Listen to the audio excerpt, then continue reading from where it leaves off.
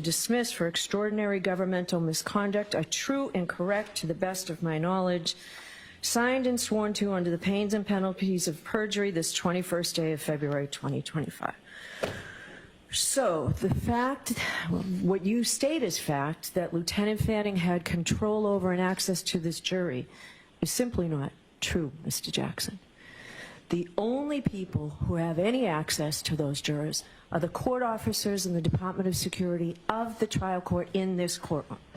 So I am going to ask you what your good faith basis is for that, and I'd like you to start there. If the court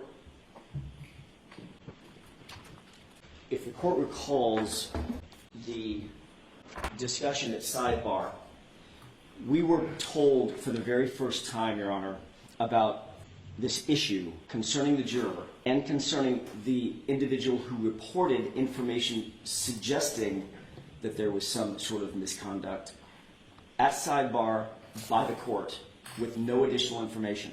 No, I didn't tell you about the role. I didn't know who it was. I'm getting to that because that was the next conversation that we had. When we were told on the day of closing argument to approach sidebar, the court indicated through multi-level hearsay that there was some sort of misconduct by a specific juror. We pressed the issue at sidebar and asked who the source was. At that time, for the first time, we were told the name Lieutenant Fanning. We obviously recognized. You were not, just so we're clear, you were not told that by me. No, we were told that by, and I'm getting to that as well. We were told that by Ms. McLaughlin. We pressed the issue on who was the source. I believe the court then inquired of one of the court officers. Who are in charge of the jury? Your Honor, I'm getting to that. I understand that. But if you'll allow me to make the argument and to indicate what as my declaration says, my good faith belief, based on reasonable belief, this is how we get there. The court asked the court officer to join us at sidebar. He then indicated that it was Lieutenant Fanning.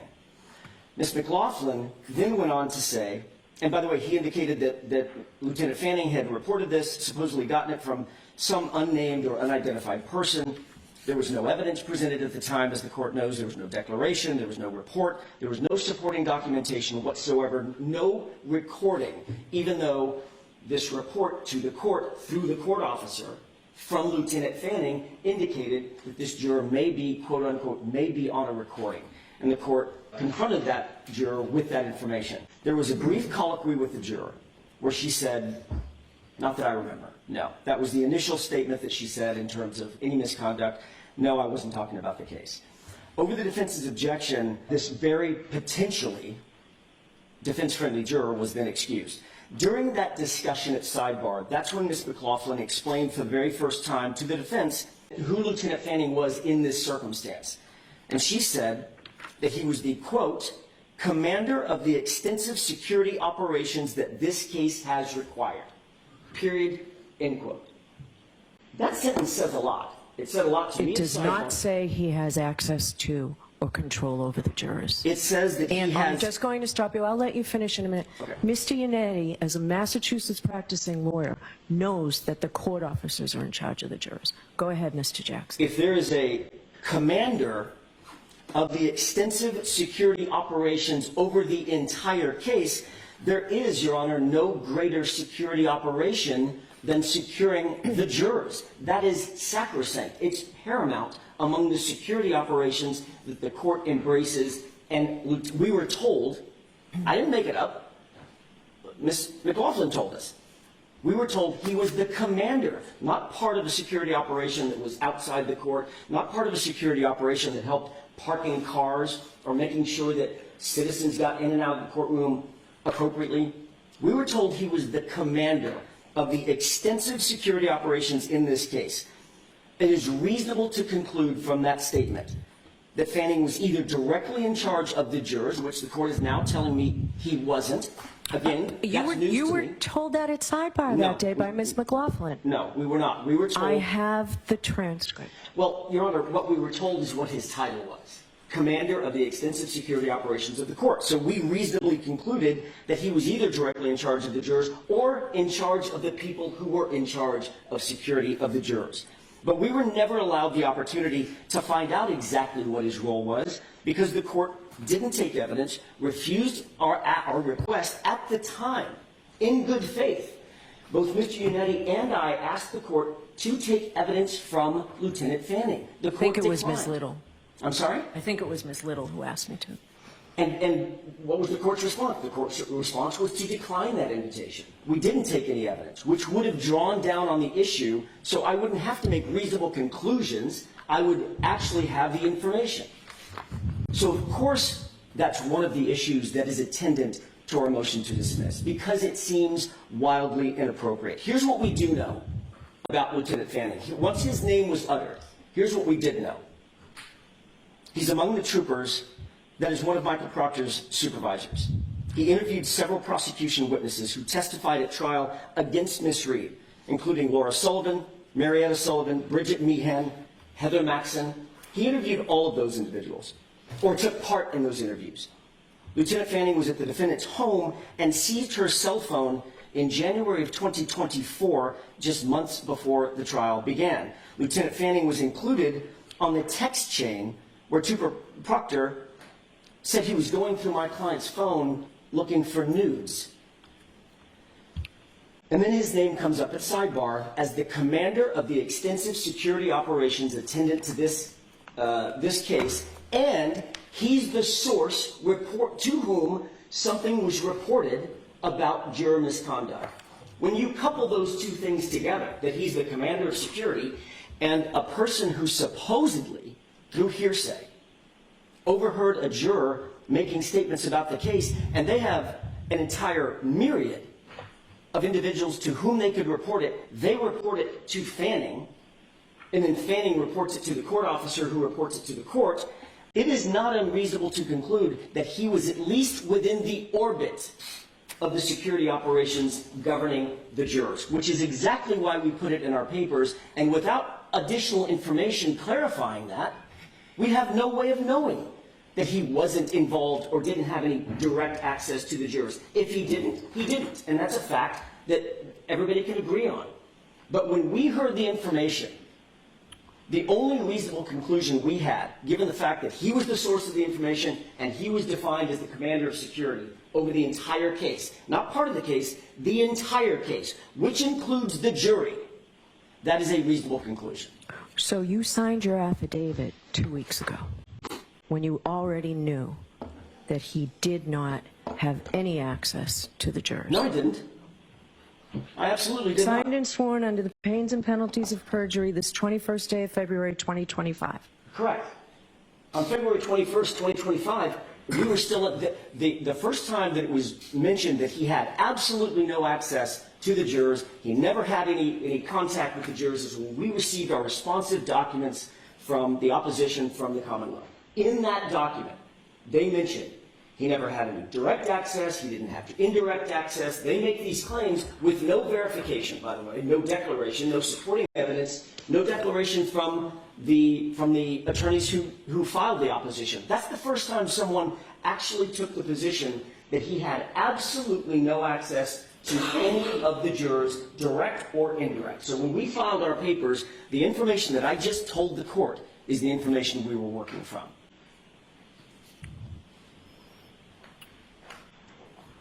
I will let you move on. I can tell you, I'm really not satisfied with your answer, Mr. Jackson. Well, put it this way. Let's say it this way. So, now that you know that he had absolutely no access to the jury, what's the nature of the conflict? How is your client's right to a fair trial jeopardized? Now that you know it's not true. Is there evidence? My question to the court is there evidence that he had absolutely no access, either direct or indirect, with any of the jurors? I don't know that to be true. I mean, I take the court at its word, obviously, clearly. So we will move on from that, Mr. Jackson. We'll move on from that. So. Well, the court's asking what is our evidence of, or what's our indication of the impropriety of him being the person that actually reported this misconduct and ultimately leading to the exclusion of a very, very defense-friendly defense-friendly juror, or presumably a defense-friendly juror.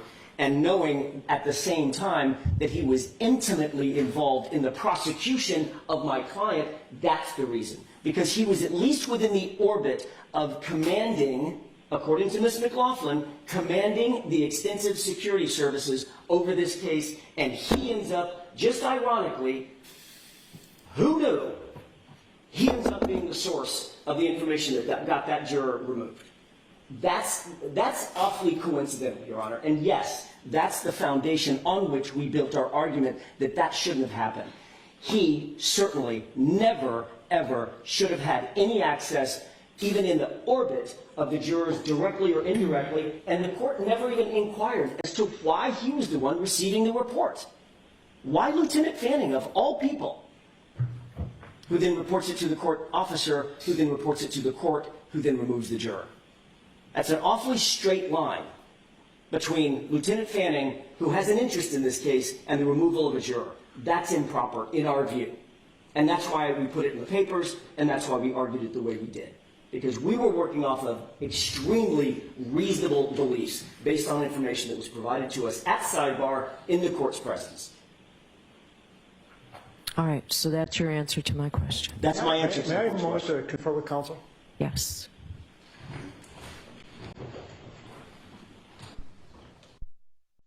Thank you for that. The court invoked Mr. Unetti and said, as local counsel, he knows this not to be true. Mr. Unetti just indicated to me that that's not quite the fact. And so Mr. Unetti, I think, should be able to at least address the court. As the court said yesterday, when we file something, we file it on behalf of everyone, including Mr. Unetti. So if the court would allow Mr. Unetti to explain what his experience is, that may elucidate on this issue. If we have time later, go on with your argument. I'm happy to, Your Honor, and thank you for giving me the opportunity. That is my argument regarding the Rule 14 issue. I would like to have time to speak about the claim of jury tampering. I understand the temperament of the court. I'm not tone deaf, but it is a claim that was lodged that has collateral consequence. And I think it's important for me to be able to address it. May I? Yes. The claim of jury tampering is probably one of the most serious claims that one can make, because it's not simply an attack on a case. It questions the fabric of our entire judicial system. If a good juror comes to court and believes there is no integrity in the court or in the judicial system, it is impossible for a fair-minded juror to even consider evidence because they do not trust the system to begin with. And if a government actor or a trooper or a police officer tampered with a jury, that would be one of the biggest, most abhorrent transgressions that could happen, because of the collateral consequence of tampering with the jury. It would take away the community's belief in our system. On the other hand, if there is a claim of jury tampering and it's baseless and there is no evidence, it is not only a direct attack on the judicial system, it would seem to be an effort to try to undermine the authority of the system in court before a trial to impede the ability to have a fair trial. It is an extraordinary claim. And it's notable, the defense motion to dismiss, it's not just a motion to dismiss, it's a motion to dismiss for extraordinary government misconduct. So when you make an extraordinary claim about jury tampering, there should be extraordinary evidence. There isn't even ordinary evidence. There is no evidence of jury tampering in this case. Now, I don't want to belabor this, but it's important because of the consequence of what happens when a claim like this is lodged. There is damage. And why I'd rather sit down, as I said before, a lie unchecked becomes the truth. And so, how does one propagate a claim of jury tampering when there's no evidence? Well, first you need to plant the seed of corruption. And all you have to do is whisper it, and hope the poison goes out there and is resonating in the potential community. And so what happens in this case? The defense finds a willing partner who covets an opportunity to meet with the defendant. They find a time, like after the Super Bowl, so there's this national exposure, and they just seep the information. They just seep it into the public and let it resonate. There can be no retort. The government can't respond. No facts, no evidence. Just saturate the public. Now, it's important to see or hear or read what is said, because this really is the acorn that is being planted that cannot be rebutted. And it's not insignificant that this same information before this interview is being disseminated by Mr. Kearney. This idea that there was tampering by Lieutenant Fanning. Not a coincidence. And so during this interview that the defendant and the attorney have, the question's asked, I don't know why it's asked, but it's asked, there have been sort of these unsubstantiated claims in the atmosphere that there might have been some funny business with the jurors who were dismissed. Really? And Mr. Jackson says, right. The question, is this a real concern that you have? Is this something that you were looking at, or have you just dismissed it as a rumor? Answer, I never just dismissed that as rumor. Something like that, it's too convenient for the prosecution for us to just dismiss out of hand. Do I have any evidence, specific evidence that there was jury tampering? I don't have any specific evidence of it. And yet we have a motion filed 2 weeks later. Do I think there are questions that should be asked? Do I think that there are questions that have been raised about the way the jurors were dismissed and who was dismissed very specifically? And then it continues on page 13 of the transcript. Question. One of the state troopers who was involved with the Norfolk DA's office and on the periphery of the investigation was also responsible for the jury? Not sure where these questions come from. Answer, right. He wasn't that far on the periphery of the investigation. He was involved in the investigation. He was direct supervisor over the individuals that were testifying and over and about whom we had leveled some very, very serious claims and ended up proving those claims during the course of direct and cross-examination in the presentation of our case. That person, that supervisor, we found out well into trial. As a matter of fact, at the end of the trial, we found out is the very person who was governing the jurors. That's a question that should be raised. That is an issue that should be teased out. Should never, ever happen. That is the very definition of a conflict of interest. Question, is that standard in Massachusetts for just the DA's office to assign whoever they want to be sort of, supervisor of the jury? Yeah. Is it standard in Massachusetts? I hope not. Never seen that in my life. But if I had a nickel for every time I said I've never seen this type in my life as it pertains to the Massachusetts justice system, the criminal justice system, I'd have a lot of nickels. So after step one, finding a vehicle to plant the seed, and they did that very effectively, the next step is they have to identify our target. Who are they going to blame? Who's going to be the villain? In this case, a villain goes from anybody that gets in the way. It could be a soccer mom. It could be a police officer. It could be a good Samaritan.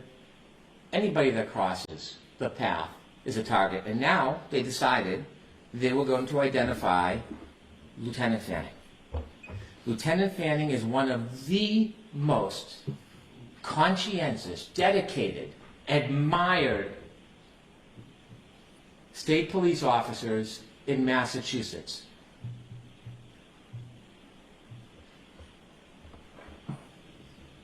After having his name attempted to be sullied all over social media, attacking his integrity and his name, I can dare say that Lieutenant Fanning is in a different position than many. His integrity is so reputable, none of that will break him or his reputation. But it happened. When you look at the motion filed by the defense in this case, and they found their target in Lieutenant Fanning, you look at this motion, page 15. It's important when they made this public pleading, getting back to my request for your honor the other day. You look at the bottom of page 15. It talks about Lieutenant Fanning and tries to align him or associate him with Trooper Proctor because Trooper Proctor's text message was on a chain that included Lieutenant Fanning. Lieutenant Fanning did not reprimand or otherwise correct his subordinate's disgusting and inappropriate behavior. As a result, he was investigated by the Office of Professional Integrity and Accountability for allegations of inappropriate correspondence between department members. True. But then they leave off the punchline. They put this in a public document. They try to smear him, degrade, demean, dehumanize. But what they leave out is that after this thorough investigation by the Office of Professional Accountability, where they took strong measures, very strong measures when they found something that they were not in agreement with, they concluded that these complaints were not sustained. Every suggestion to the contrary is a lie. So we were all aware of that. I received verification of that through the Pleadings Council, was all aware of that. I just need the date. When was he cleared? When was that made public? We'll have to provide that to you. Was it prior to this? Was it prior to the motion being filed? Yes, it was last year, last fall. I can provide the date right now. Okay. Trooper Lieutenant Fanning is not in a unique position. If I may, Your Honor, sorry. It was July 17th, 2024. He is similarly situated to the many first responders and witnesses in this case. And then, without any basis, the defense then distorts that Lieutenant Fanning was in charge of juror security. He had control of the jury, and he had access to the jury. Think about what those statements say to our community, who are going to pile in here in less than a month to try to give a fair trial to both sides. Think about what those words mean.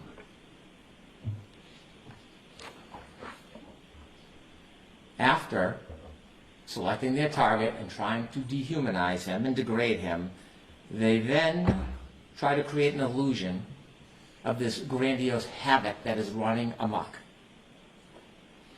Trying to get the community to think Trooper Fanning controlled, had access, and tampered with the jury. Think about that concept. Not only is it an attack on Lieutenant Fanning, it is an attack on the integrity of the trial court. I've walked a lot of hallways in the trial courts over the past 30 years. And the heartbeat of trial courts is the court officers who take their duty so seriously. They help, they assist, they guide, and they have solemn pledges. They are charged with the responsibility of the jury.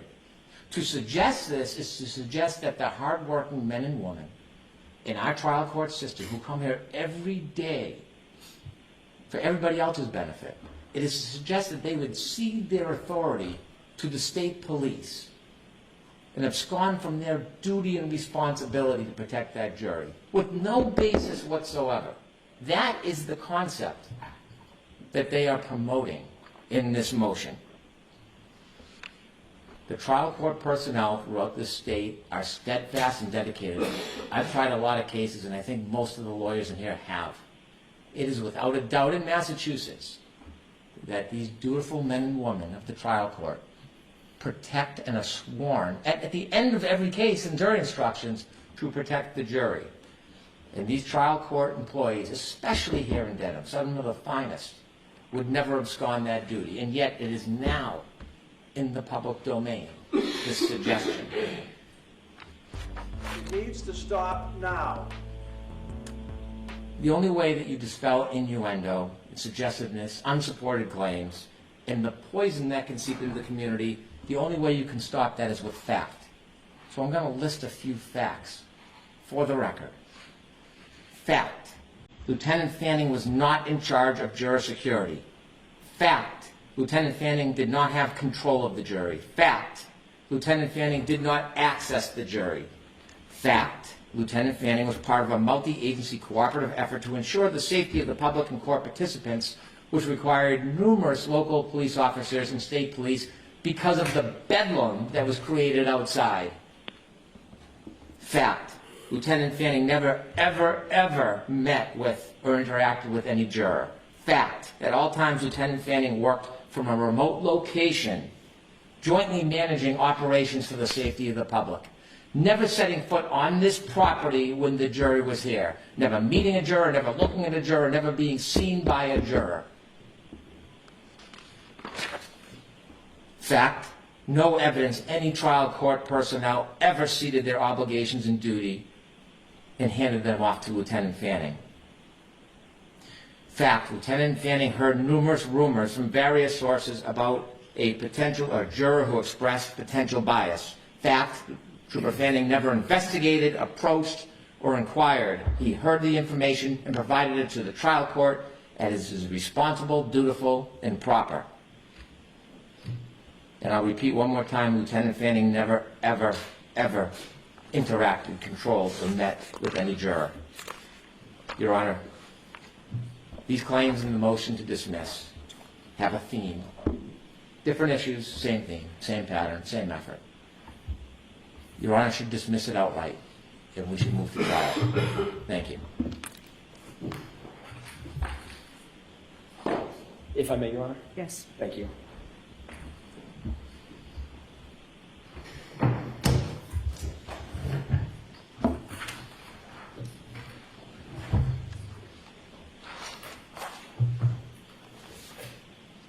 We're going to address in reverse order some of the statements made by Mr. Brennan. And I want to talk first about this issue of juror interference, which is what we called it. These words matter. We've claimed that there's interference.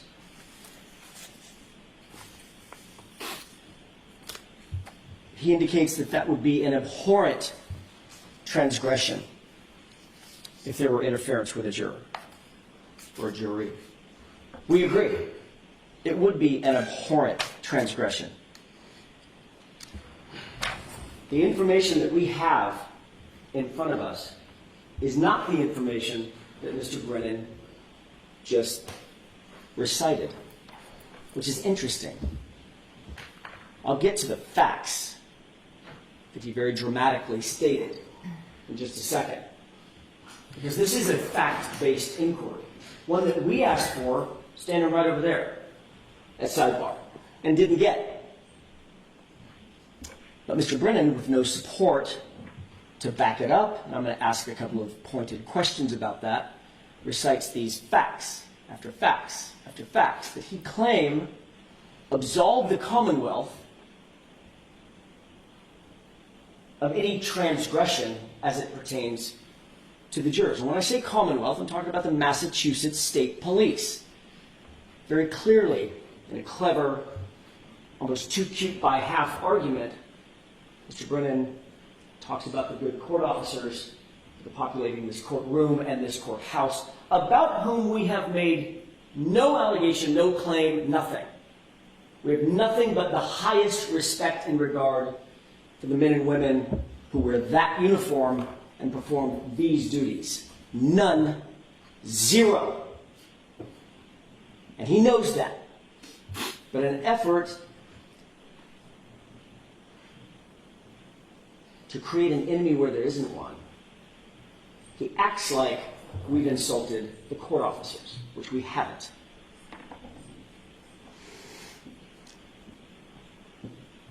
He also said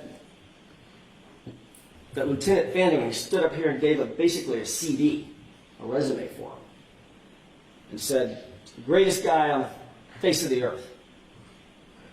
I don't know Lieutenant Fanning. I don't know if he knows Lieutenant Fanning.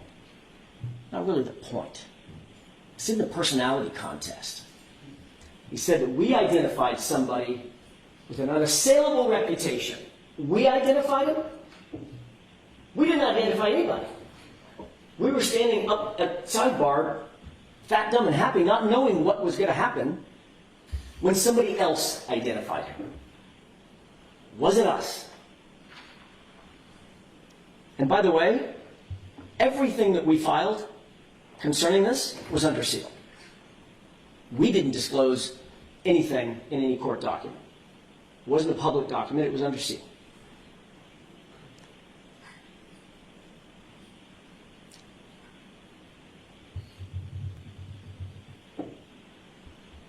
Mr. Brennan then states that he was also a subject, this person with this unassailed career, was the subject of an IA investigation for his conduct on this case.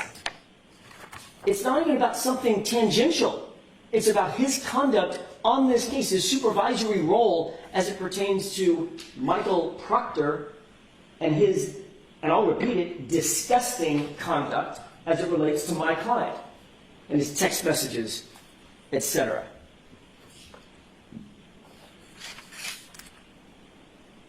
When he was asked about those text messages, his claim was, I was on vacation and I didn't read them. And ultimately, the Massachusetts State Police investigation cleared the Massachusetts State Police officer. We've seen that happen before.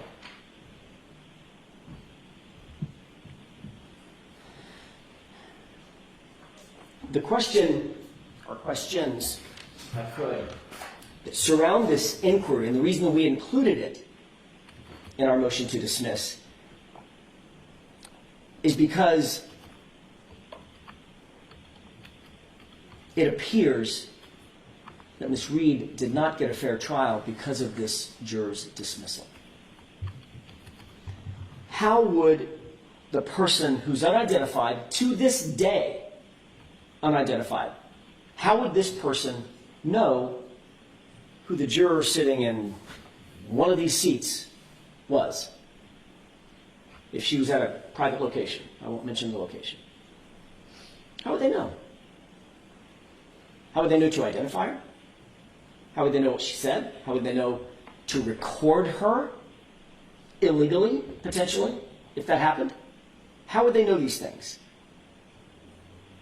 How would they know that if she was a juror, that she was a juror on the Commonwealth versus Reed matter specifically? And how would this unidentified person know of all of the authority figures to go to Lieutenant Fanning, of all people, who was then described to us after the fact as the, quote, commander of the extensive security operations that this case has required. And I went through that with the court this morning, but I just want to reiterate it one more time. Of course it makes perfect sense that we would presume that if he's the commander, I don't think it gets much bigger than commander. If he's the commander of all security operations, he's a commander over operations that are attendant to the courts, the actual court's security, the personnel's security, the party's security, to whatever degree that is necessitated, but maybe most importantly, the juror's security. That is a reasonable next step to conclude, a reasonable inference from the facts that we were given. But we do know this. He was this same Fanning that was just randomly picked to go report this to, was also the person that was in Ms. Reed's house seizing her phone just months before the trial. He's also the person that was interviewing witnesses or supervising the interviews of witnesses in this trial. He was also the person that was on the text messages between Proctor and his buddies at MSP talking about her and trying to find nudes. We know all of that existed. And yet, we were denied an opportunity, Your Honor, an important opportunity, to simply inquire before this juror was dismissed. That's all we asked. Let's get Lieutenant Fanning in here, let's find out what the source of this is, and let's figure out, is it even remotely true? Remember, the juror never said it was true. But lo and behold, minutes before I stood up to give my summation, that juror is removed. That's the problem. This isn't about court officers and besmirching court officers' reputations. That's not what this is about. This is about what happened at sidebar in the matter of minutes that denied Ms. Reed her constitutional right.